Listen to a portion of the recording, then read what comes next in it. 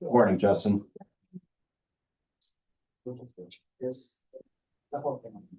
Morning, guys. Can you hear us? Yeah, I can. How you guys doing?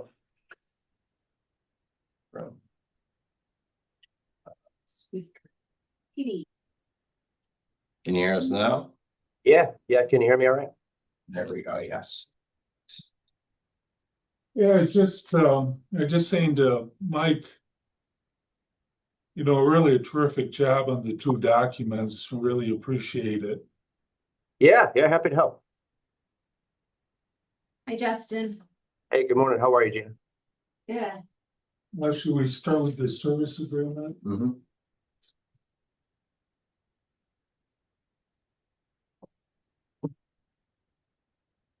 Hey, Val. We're just starting with the service agreement. Well, The scope of work is in Exhibit A on the back. I think that's probably not as, and we're starting to set things up, so that's probably not as well defined as it probably will be if we go forward with more projects, but at least it's a good starting point. And I think Justin made it broad enough that it covers a lot of activities. If you want to go through the sections, we can. I think the first, you got all the whereases. And then the first section is 2.1. Well, the scope is in Exhibit A. Any questions on Exhibit A? so where will they actually be working from? Like, do they have an office somewhere? We're operating office in here. Is that in here? No. So I think it should be, right? I mean, if Justin, But I mean, it's separate. well, but if we're gonna, so yeah, but I guess if we're gonna supply an office space for them, then we should have that documented, no? We should, in our rental agreement, Capusa was named as a sublessee. And that was approved by Tony for them, but then up to this group and the full board to say, do we charge them rent for it, or is that just encapsulated as part of this agreement here? Right. So What's the We best? could add a license provision here. That's, another page that states that Capusa has a license to have an office inside the IDA's offices, and kind of document it that way. I don't know if there's an expectation of rent coming back from Capusa. I don't know, how many times you want to hand the dollars back and forth, right? But Yeah, that would almost be silly, yeah. so is that more of an in-kind service? yeah, the IDA, in addition to the cash being provided for the services, is providing a license for Capusa to occupy. And you could decide which room or however you want to whack it up. I could add in a section on a license agreement. Okay. Just to keep it simple. I don't know if you want to worry about insurance or indemnities or stuff like that, but we could just document the occupancy, and that way it's on paper somewhere. All right, that makes sense. That's a good catch. And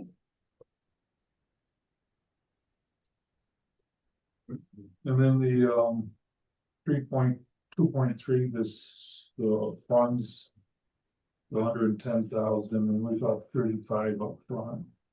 And then they would invoice us monthly. Would you say 25 or 35? 35. Cause this doesn't it say 25? It does. Yeah, we talked about an increase in that.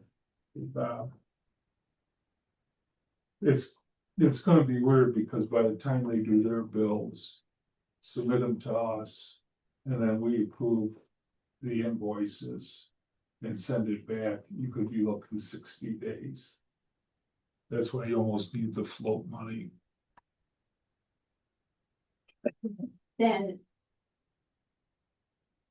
Yeah, and I'm just asking questions. No. So are they accountable to tell us what they're spending the money on? Yes, they have to give us a detailed invoice every month. that says this is what the, like, the last month, the 25,000 was spent on this, or whatever the amount is, Right, right? right. We just don't wanna give them money and have them run. off Right, to and not the know, floor. right, Well, my pleasure. No, right, because we want all this to be above board, transparent, Mhm. you know, and spending. And it says in here too, books are open Yes, to be, reviewed many times, yeah, right to inspect records, 5.2. right. They'll be very helpful for David. He likes to look at bills. So section 3.3. Assuming that that's a section that Justin put in and we crossed out. Yeah, I can add some there. So what Justin did for us is he lifted a lot of this from the prior agreement we had with CETA. Okay, So it's a lot of it here, and this provision came out and spoke to Justin as well as Andy on this, so that's, we decided, let's take this section out. Yeah, so. Yeah, I can't see that we would do anything like that. You, And that was a function of when CETA was formed. And Andrew Fish, there was a transition period where he was, you know, primarily a CETA employee. And then when the CETA took over providing services, and Tracy, you know, did this for years.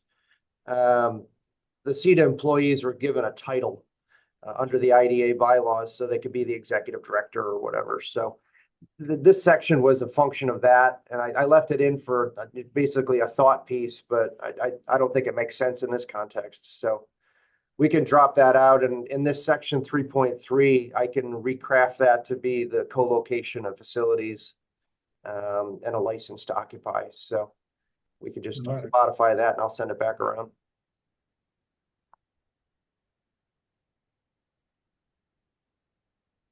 very good. Like Bob said, there's section 5.2 to right to inspect the records.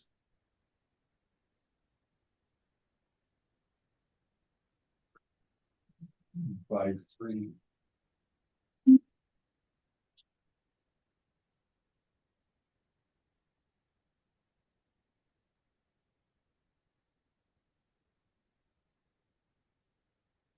I like the hold harmless.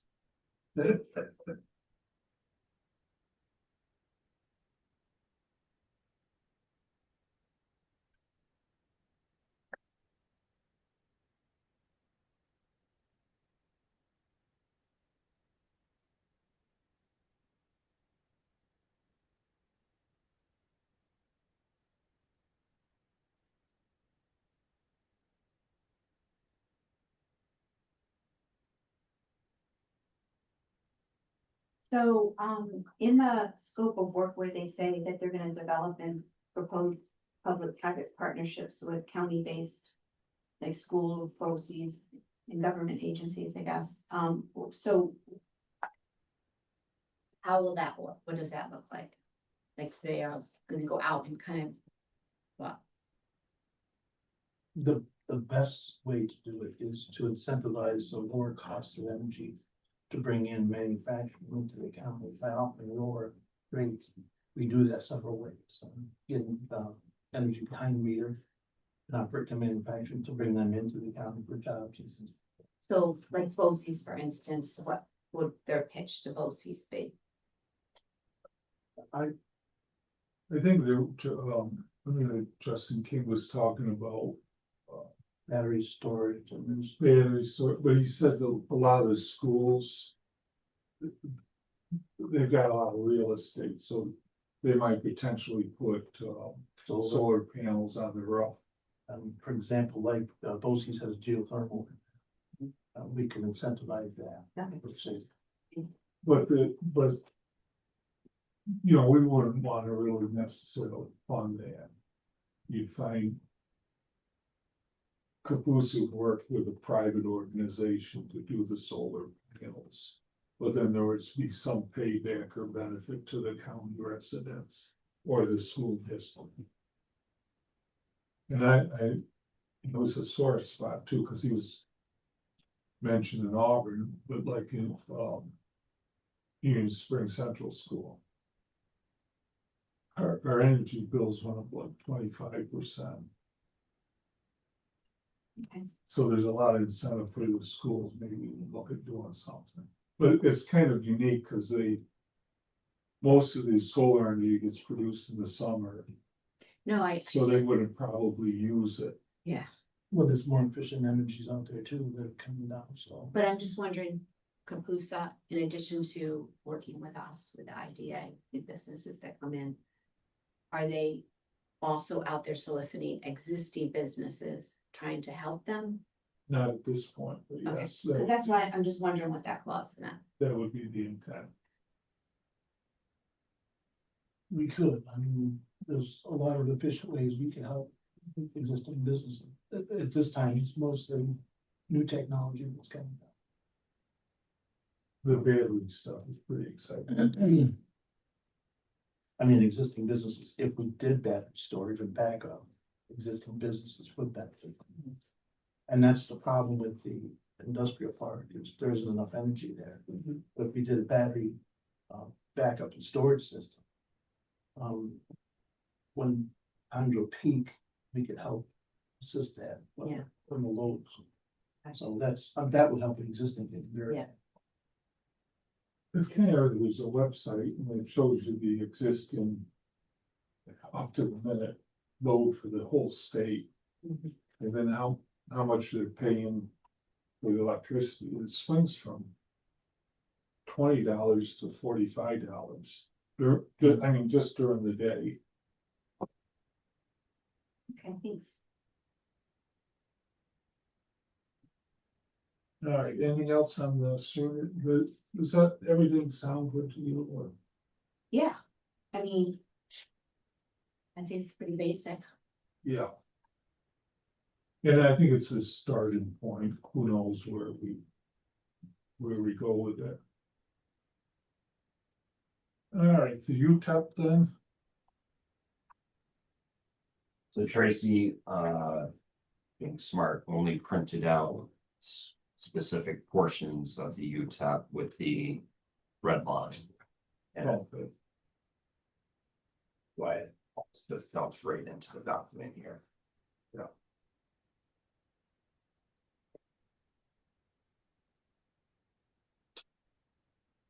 Where's the labor? Is that another separate? That's a separate document.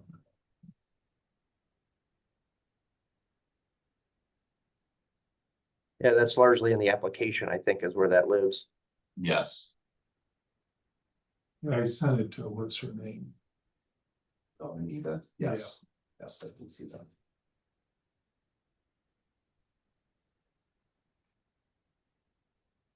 You know, these are 10 years to try to extract a little more value from these solar renewable energy projects with the county.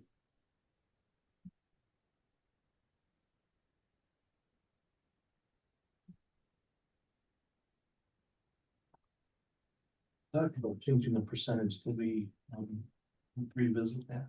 That's through the local labor. Mitigation buyout, so we have 1% on that. What we're covering this year is differentiating between smaller projects and industrial scale, 25 megawatts or larger. On the local labor piece there. We can certainly discuss that and I can pull that up. I mean, that's group. that might be with my IDA hat, not my. Right. So Is there any, before we go to that though, is there anything on this that you guys would like to see different? Did you say? Who's doing the half flip? Yeah. Another one. Well, a big portion of the UTEP. What do you Wow. Okay. It hurts. That's a bit typey. Punching. Hoping. do? I think that's You're, fine. you're lucky. My elbow was bothering me. And I saw my doctor said, oh, he says to me, you're getting old. I said, that's not the question. Not the appropriate answer. I think I just like pulled a ligament. or something. I maybe see it. Too many planks. Those take a long time to heal too. You gotta be careful. I gotta go to a doctor. You should, because you had that up last month, Yeah, the last time I saw you. I know. All right, anything else you guys would like to see or anything different you'd like to see with this? Michael, do you have any suggestions or any concerns? No, I thought what Justin inputted here encapsulates a greater focus of involving Capusa with these larger scale projects. So getting them in the mix as we're talking with industrial scale renewable development. And I assume we had talked about the 25 years. And we'd leave that out of here and you'd use that for negotiating point. Yeah, I left it as broad as possible. So as a board and going a step further, I was careful about putting consideration of any of these projects to your absolute discretion. There might be instances and you're already feeling a little bit of pressure. You could decide not to do one altogether, right? But if you do consider it, there's a broad list of things and qualifiers that you can point to now as a basis for doing a project. A lot of that is Capusa integration and giving the county some leverage to require host community agreements, fees being paid, or even Capusa, developing part of the project. And again, you're going to try to get as far into this list as possible with every project. And at the end of the day, there might be legal or financial or policy reasons why some will work and some won't. But this gives you the right to explore all of those and try to get as much out of the project as you can if you're facilitating it. I mean, you could go up to 40 years if you want. I don't know if that's going to happen, but certainly flexibility to get into 20, 25 or a little bit more to the extent that they're providing financial help or a role for Capusa, that you have the flexibility to, give them a little bit more time if that makes sense. No, it was funny because I was chatting with Mike and he brought up a great point, like the value of these arrays degrades over time. So we might better extend it out to 25 years and reap as much as we can in the beginning. Because at the end, Mike says it's going to be like the railroad. They're going to come at 20 years and want another pilot to put new panels in. And I think the last 5-10 years of these panels, and it's kind of hard because we don't have any history. Mhm. But like Mike was saying, the new panels are coming out all the time, they're more efficient. So I'm kind of thinking like after 15-20 years, there's not going to be that much value there. So we could extract that value in the front. And like you said, Justin, they're very concerned because they want to be able to put the numbers on a spreadsheet. And Right. having this unknown out in 15 years is a Right. bother. Yeah, there's some interesting pressure going on. We're doing a project up in Franklin County right now. It's 100 megawatt solar. And then it's AES, the energy company, and they have like 120 megawatt wind going on at the same time. So we're looking at both of those very carefully and using the new assessment model that the state now has embedded in law. It was under litigation for a while, but now it's the new assessment formula is part of the statute. What's happening, just as you point out, Andy, the depreciation factor that they put into the assessment model, if you actually run that based upon an assumed upfront assessed value, it like literally reduces. The assessor's bound to grind down on value. So towards the end of the pilot, if you're 20 years or 25 years, what we're seeing is if you do it, this, per megawatt charge, and you increase it 2% a year over the life, what's happening is the projected taxes are now less than where the pilot's going to be in year 20 to 25. And under the IDA statute, pilot payments can't be more than full taxes. So there's this line where it intersects where it doesn't make sense to be in a pilot. So we're kind of crafting the language in these to say that'll be the, you know, the lesser of full taxes or the pilot payments, so we don't get upside down. And they don't want to be paying more. So it's kind of interesting. The laws are all this stuff is very fluid right now, but to the extent that we can, and what we've done in one instance is we said anytime there's a pilot payment in excess of taxes, the delta becomes rent under the leaseback agreement, so the IDA can keep it. That's one way to do it. Or it becomes, it converts to a host community agreement or something. Where some of that excess funds gets pushed into, like, for example, Capusa's host community agreement or something, so the money's not lost. They probably still want the certainty of being in a pilot, but, you know, I don't think any of your applicants are gonna voluntarily pay more unless we find a way to, you know, leverage them to do so. But if we had the freedom to negotiate it, you know, I really think that it probably behooves us to go out the distance and negotiate the money up front.